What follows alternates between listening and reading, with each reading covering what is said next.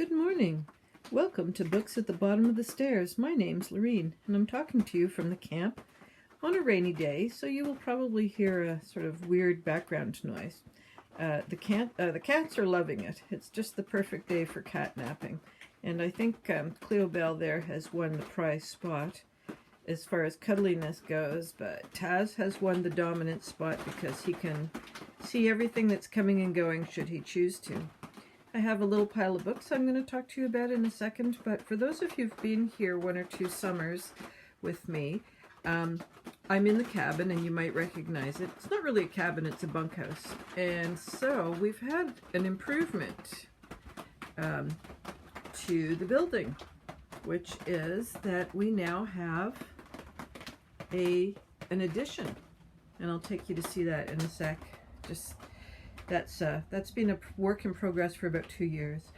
The bed, Steve's stash of books, and the banjo. Can't go anywhere without the banjo. And his little collection of journals. He's been keeping track of our lives here at the camp for, I don't know how many years it is now. I'm going to say it's 15, but what do I know? Okay, so he was building this addition, which was meant to be, well, we never decided. We just knew we needed more space. And so just this spring, he put the cut through. And there is, sorry about that focus, gang. Let me just, okay. So to the right, there's a door that leads outside so that you don't have to go through the bunkhouse to get into this space. And in colder weather, once we get, there's supposed to be a door here so that if it gets cold, we can shut things down. Well, I'm not going to dwell on this, but this is the potty area, and it will look pretty one day. Right now, it's just your basic functional sawdust toilet. Okay, so the goal was to have a spot for storage, and so this little short wall will be where we put in our closet for clothes and linens and that kind of thing. And the other trick is the litter box. No need to spend time on that, but I didn't want it in the other space anymore. And those solar panels will eventually be hooked up outside, because we are on 2 old batteries for lights and charging the devices. Okay, so this is kind of the, I know it looks like hell right now, right? Anyway, eventually this spot, big enough for a double bed so that we can have, one of the kids can come up and put in an air mattress. And in the wintertime, we can store the boating equipment. And let me see, can you see? Sorry. All right, this is actually, it doesn't look it right now. I haven't done any pruning or anything, but okay. Through the windows, you can look out to the marsh. There's quite a lot of dead wood still. I have not bothered to clear that out until this room is, ready to go. There's more things. There you go. That's the kind of thing I have to clear out. Okay, and so the idea is that this would make a nice room for someone to stay in overnight, or when the weather gets really, really cold, I guess you could say, we could bring the camp stuff over, the cooking stuff over, and we could turn this into a little kitchen on this side, because there'll be a big shelf going across. And so it would just be like an extra room, so that allows us a bit of cold weather options, because staying in the gazebo is not a lot of fun when it gets really cold. And that's sort of a new part to us as well. We've got the storage for the paint and tools and so forth. And that poor old canoe over there has died. I guess that's going to be the boat graveyard. And off in the distance will be the next building site, which we will probably, should we get around to it, we're going to start hopefully with just a swing and then a deck for tents. And then it just depends on whether how much the kids come up. I'm not going to build anything if no one's really that interested. So, okay, so that's the view out to where the boat gets launched. And out there to the rock is where the dock is, where the black cat likes to go with Steve. In the mornings, Steve has a cup of coffee and the cat has a snooze. All right, that's the cabin this year. Or the bunkhouse. Why do I call it a cabin? It's only about 120 square feet. So, right, well, I hope you enjoyed that little tour of the bunkhouse. Yeah, it's pretty interesting how just an extra, I think that's an extra 50 square feet makes such a difference to the space behind me, because now we can just sit on the couch. We're not tripping over our storage of clothing and so forth. It's so nice to have the cat litter somewhere else. And these two cats, it's their first summer up here, so they have a different sense of the space than our other little kitty cat who was coming back and forth with us for, you know, about 10 years. So she had her spots and we knew kind of how to work around them. But these two are still exploring where they think they belong and what's the best spot and so on. So basically the little Missy, she's stolen the wool blanket, and, you know, I realize she's only 8 pounds, but somehow she's bigger than me, and so I can't get the wool blanket when I'm cold. We've had to get a second wool blanket. It's kind of funny how you manipulate your own life around these little creatures. So I am here to talk about books, and one of the fun things that happened, if you hear kind of a sharp kind of noise, we have a pair of juvenile osprey who are swooping around. They were really cool the other day. They were swooping in tandem and kind of fighting, and then at a certain point they came, maybe they were 20 feet off the level of the water, and they just kind of clapped their wings together, and it stopped the flight coming down, and then they boosted themselves back up into the air, and it was like a little mini sonic boom. It was quite startling. It was that loud. And the other day also, there's a bridge over there, and when the water tide comes down, there's a big rock that kind of sticks up and is exactly in the wrong spot if you're trying to get a boat through. And we're having a conversation about it. Steve thinks that we had a juvenile cormorant there, but I think that it was this one, which is an American anhinga, which is very similar to a cormorant, but what it has that the cormorant doesn't have is when it's diving, you get a more of like a blonder kind of a head, whereas with the cormorant, you're getting this shorter, darker head. Anyway, stayed there for ages. We managed to get a little piece of video of it, and one of the things I did not know is that this species, and I believe cormorants as well, have got purple feet. I mean, that's so cool. You hear about the blue-footed booby in the Galapagos, or, you know, things like that and so on. Purple-footed cormorants, like maybe they should be celebrated a bit more. Okay, so I'm reading a couple of books. I'm in the middle of a couple of books, and this one is Saucy by Cynthia Catahota. She, I spoke about her earlier, and I was trying to remember which book I actually spoke about. And I don't have it in front of me, but this is a cute one about a little girl. She's a quadruplet, and about 10 years old, and everybody has got a special thing about them. A hockey player, cerebral palsy, sort of a real scientific mind, and she doesn't really have anything in particular, but she manages to rescue a baby pig. And a baby pig is quite a creature. Doesn't weigh a ton, about 10 pounds or something like that, but the energy level of the Tasmanian devil and goes from hungry to asleep. And there's just this sort of like a puppy. It's just like go, go, go, go, go, go down. Go, go, go, go, go, go down. So what's the little girl's name? Becca. Becca has named the little pig Saucy. and we're just seeing what her adventures are. It's a fairly easy middle, I would say early middle reader book. Not a ton of plot, not a ton of character development. It's more, I think, about the antics of Saucy the pig, and it's just a cutie. All right, we're reading aloud Terry Pratchett's Soul Music, which, if you are of my generation, and particularly Steve's generation, we're the same generation, but there's a huge divide by the music that you listen to when you're a teenager. So he knows all these things about Buddy Holly and the people that were in the plane that went down, and just, the day the music died. And he's just, maybe that was his parents, but that was the music that was played in their family. And so every once in a while, a gag will come across that Terry Pratchett's making a pun on music or so on.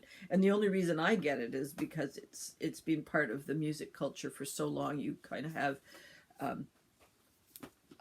you have an awareness of what's going on, even though in my world that music was so far not in the house. It was like we would listen to Bach or Haydn or sort of bluesy jazz, depending on things.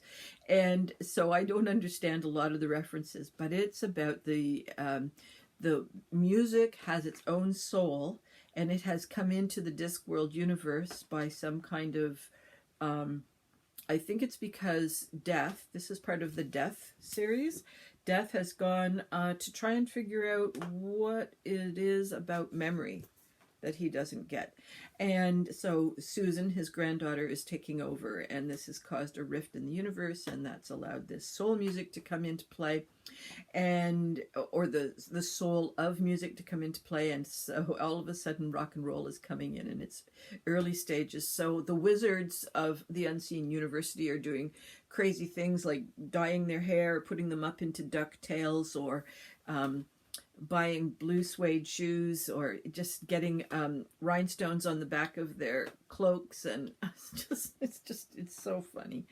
And then there's a rock and roll band that actually plays rocks. The guitar is itself sort of the holder of the soul of music. So the people that are playing the music don't really seem to have much choice in it. It's more like the guitar is instructing them on what to sing and what to play. So I have no idea where we're going with it, because, in all Terry Pratchett's books, he's the only one who knows what the plot is. I'm in the middle of this one, Duels and Deception by Cindy Anstey, and we've talked about her in the past with her Parasol series, and this one, there's a group of 3: Love, Lies, and Spies, Duels and Deceptions, and I read the other one. What was that one? Other one called? Okay, I talked about it not too long ago. Maybe you remember. I have a couple of friends who are really good at remembering things that I've said and done, and then they remind me, and I require people like that in my life. So, maybe you remember what I talked about. It's good. It's just a little Regency romance with a good sense of humor. And I've got a joke in the world of my book clubs that a true romance is not a romance unless it involves a kidnapping in a carriage. So I'm right in the middle of the kidnapping in the carriage scene, which is just, people doubted me, but it is actually, I think, one of the more noticeable things in romance is that somehow there is a vehicle, and one of the love interests is kidnapped, probably because of money or marriage or that kind of stuff, and there needs to be a rescue. So somehow a rescue is involved. The sort of more avant-garde romances don't include a four-wheeled vehicle, but there's a different kind of kidnapping. All right, I also read this one by Jo Walton, and this was it's called Among Others. Jo Walton it's a bit of an, I guess this whole group is kind of books that I chose are authors that I've read in the last 6 months or so that I've gone back into their backlist, because this summertime I don't really have that much of an agenda except to have a lot of books. That's my main agenda. So Jo Walton, I have read 1 or 2 of her other books, and this one, I think if you are someone who's read a lot of science fiction, you're going to like this book. It's kind of a bibliography of what she considers to be the best of science fiction. So we have a young girl who has, Morwenna. She has a twin, Morgana, who has died. We know this fairly early in the story, so no spoiler there. And she also has a mom who people consider her to be a witch. And Morwenna was somehow involved in an altercation with her mom that resulted in the death of Morgana. So she's trying to escape her mom. Her mom, I guess, had custody for a while, and Morwenna went to social services and managed to get placed with her father, who she's never met. He took off before mom had the babies. So she's in this whole new world of boarding schools, her dad's sisters, who are, there's three half-sisters, and they kind of control his, money and what he does for a living and so on. And there is magic throughout this whole book, or it's kind of an interesting mix in that Morwenna's world has the world of fairies, not the kind of little glittery ones with wings and speech and so on, but more the ones that you would imagine would be like the spirit, the fairy that would be in an elm tree, and the spirit fairy that would be maybe in a rose bush, and they are more not dressed in clothes, but dressed in such a way that leaves and so on are part of their outfit, or their bodies might actually be part of their own clothing, so that they're shaped in such a way that an oak leaf comes down. And so we've got this fairy world that she is able to communicate with, and then we've got the science fiction world, which is just... I didn't love this book. I found there were three clashing things. You've got the boarding school story of a recently bereaved girl and coming to meet a father that she's estranged with, and that whole kind of new family dynamic thing going on. You've got this interesting fairy relationship that she has with a group of fairies that are...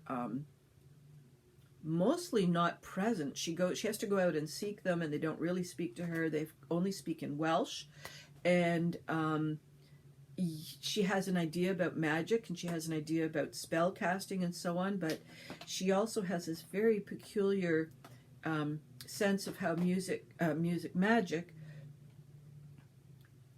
doesn't necessarily have cause and effect. If you, for instance, do some kind of a ritual that you want to have some kind of certain outcome on, then... I'm just watching this little fly go across the screen. I wonder whether you're going to see that. So she will do a ritual, but she doesn't really know whether it's going to have any effect. In her belief system, there isn't an immediate cause and effect relationship. So she has this very complicated view of how magic is impacting her life. And then we have this strong... well, it's not an obsession, because I'm a reader and I read tons of books, so I understand where she's coming from. She reads a lot, and it's almost all entirely science fiction. And she finds herself with a book club that are also science fiction readers, and they are of, ages sort of 15 to 60, and different kinds of folks in the book club that's through the library. And so they're all discussing science fiction, and so there's this continual referencing to the science fiction books all the way through. Now, this is where I got a little frustrated, because I have read some, but not all. And in some ways, I'm not sure that I really got the science fiction thing. I would have called them fantasy, some of them, like Ursula Le Guin's Earthsea series, or Dragon Quest by Anne McCaffrey. Yeah, I would have put them more on the fantasy side as opposed to science fiction. So when you think of it as a fantasy book or a fantasy obsession with her reading style, then it would made a bit more sense to me. But because they kept using, maybe in England they have a different categorizing system, so maybe it's just a vocabulary change. I don't know.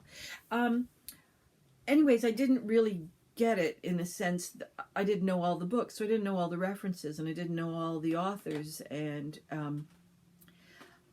yeah, so it wasn't my favorite book. But I think that someone who's read these kinds of books, Ursula Le Guin or Isaac Asimov, or because he's science fiction, but he's in here. Somebody called Zelensky. Yeah, I think you would probably get a great kick out of this, because you would know what she's talking about and what the character is thinking, and you'd be able to have the intersection of the fairy world and the science fiction world make a lot more sense for you. So, but I do love her writing, and she was an interesting character, and it was certainly kind of an interesting boarding school that she was going to. And so, oh yeah, the other part that made no sense to me, coming back to the mom and the dead twin, Morgana and Morena were twins, is Morena suffers from a significant damage to her leg in some kind of a car accident. And I never, maybe because of my attention span was disappearing, but I never could figure out what mom had been doing that caused the car accident, that caused the damaged leg. And so the only way the damaged leg comes into play is that Morwenna can't do sports, and so it allows her to read an awful lot. But then she ends up in hospital in traction, and it doesn't seem to be the right procedure, and it's just, I don't know. Yeah. I hope you enjoy it more. I mean, yeah, okay, I'll just leave it at that. Alyssa Maxwell, Murder Most Malicious. This is a lady and lady's maid mystery. I read one of her books not that long ago. I think it was about the 8th book in the series. And I decided to go back and start at the beginning. So this is where we meet Lady Phoebe and her maid Ava. And her sister, Lady Phoebe's sister Julia, was semi-engaged to a man who turned out to be horrible. And this horrible man is murdered. And in a ghastly kind of a way. This book luckily has its murders off-piste. You know, you don't actually see someone died, but you sure know they're dead. Body parts are showing up in Christmas presents. It's just, woo! That was an interesting detail.